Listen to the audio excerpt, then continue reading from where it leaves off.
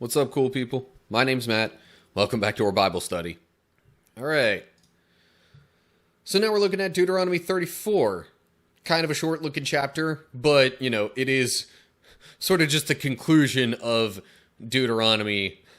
Really, you could almost say the entire book of Deuteronomy has been, final parting wisdom, encouragement, all that kind of stuff from Moses to the people of Israel before they go into the promised land to settle there.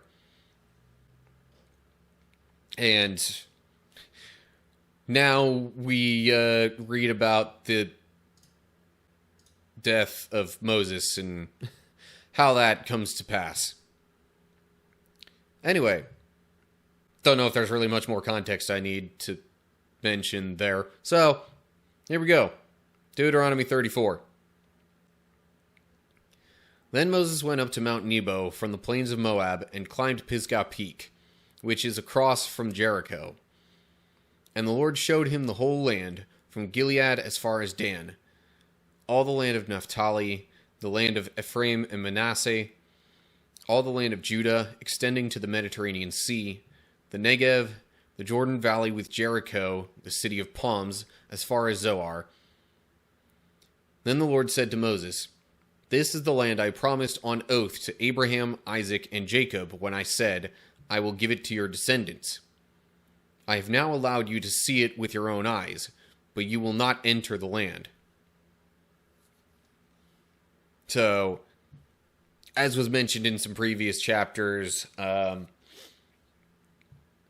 Moses was kind of told to go up this mountain so he can look at least the bulk of the promised land that, the Israelites are about to go into and settle in. But because of previous disobedience on the part of Moses, he is not allowed to enter. Despite all these years kind of leading the people,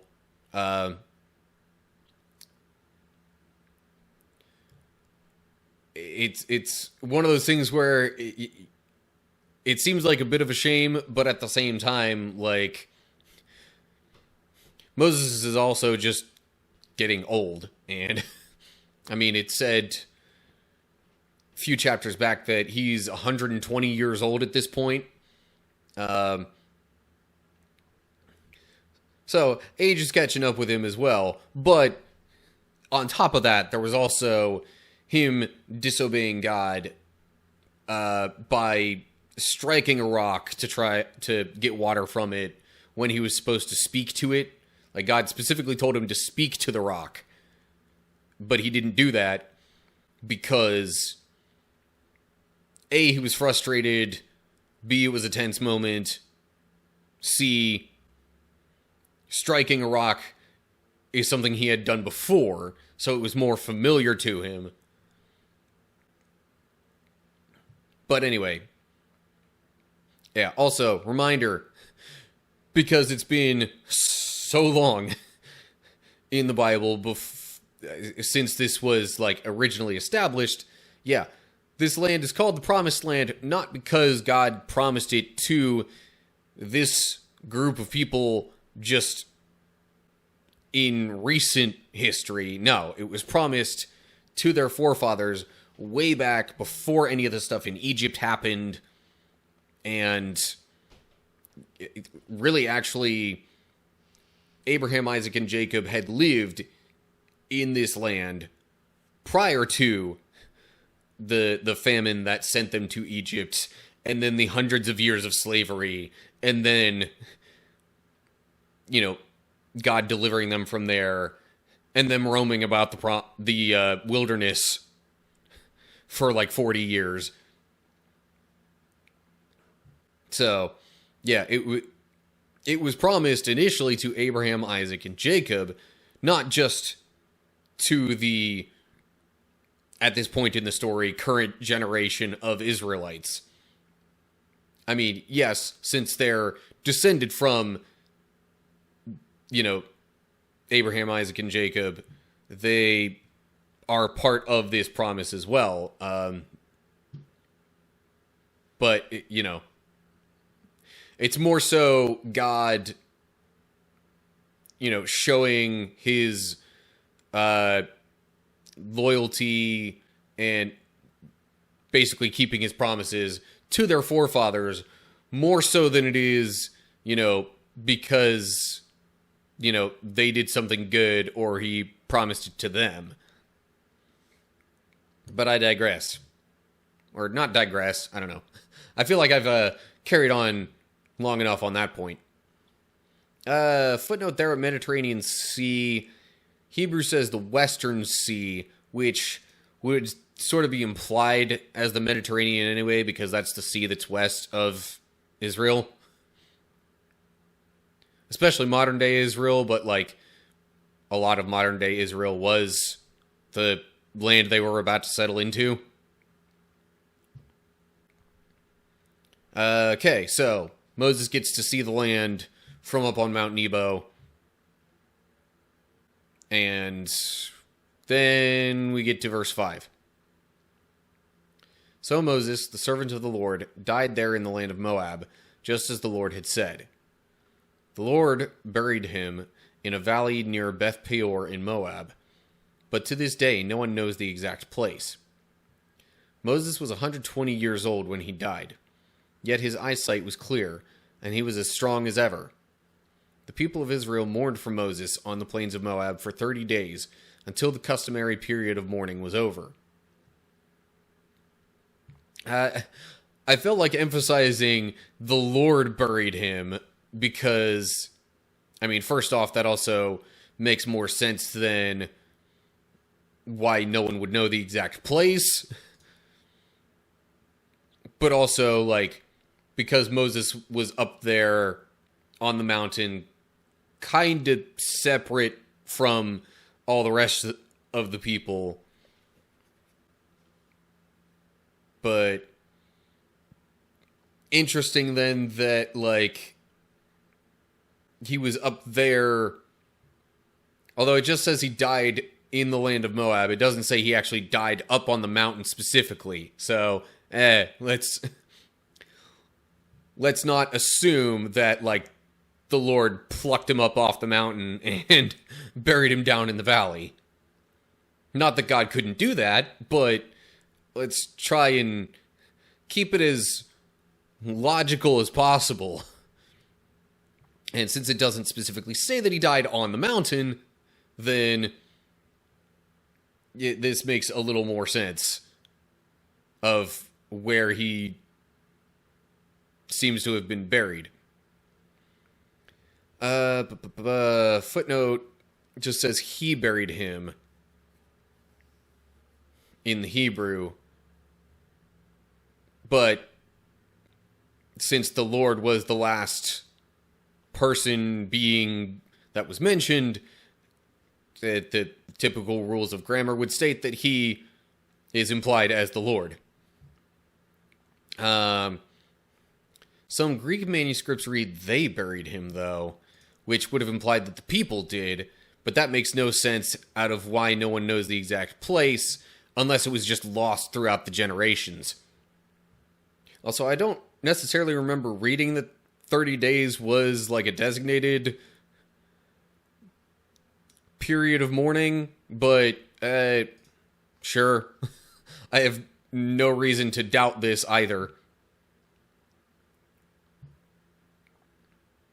So, after Moses died, the rest of the people mourned for him for 30 days, and it's kind of assumed then that they kind of started getting ready to cross the Jordan River. But let me just read on and see what actually officially happened next. So, verse 9. Now Joshua, son of Nun, was full of the spirit of wisdom, for Moses had laid his hands on him. So the people of Israel obeyed him, doing just as the Lord had commanded Moses. There has never been another prophet in Israel like Moses, whom the Lord knew face to face. The Lord sent him to perform all the miraculous signs and wonders in the land of Egypt against Pharaoh and all his servants, and his entire land. With mighty power, Moses performed terrifying acts in the sight of all Israel. In case you needed a reminder of why Moses was, important, and some of the things that he did, aside from just leading the people through the wilderness. So yeah, leadership baton has officially been passed to Joshua. And it says he was full of the spirit of wisdom, so it's not like he was any less capable of leading the people. He just didn't necessarily have as close of a direct connection with God as Moses did. And it says face to face there, like it said previously, like back when the Ten Commandments were being written, that nobody could actually see the Lord's face and live, so it's more like a figurative face to face, just so we're clear. I mean, Moses did see God, like, from behind. There was the whole deal where it's like Moses was in a certain little, I don't know, nook or whatever you want to call it on Mount Sinai. God, covered that up as he passed by, but then once he was done passing, took away his hand, and Moses essentially got to see the back of God. But yeah, as far as face to face, that's still not really quite so literal. More of like the figurative, like they knew each other on like sort of a personal level.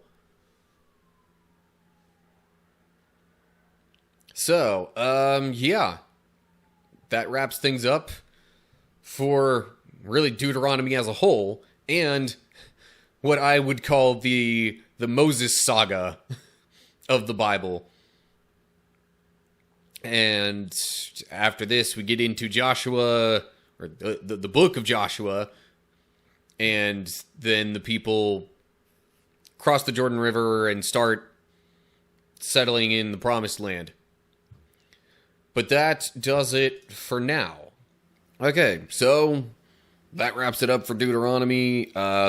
Basically, quick chapter, just talking about how Moses died and where Moses died, and kind of a general idea of where he might have been buried, but also sort of an explanation as to why, like, maybe his body wouldn't have been found.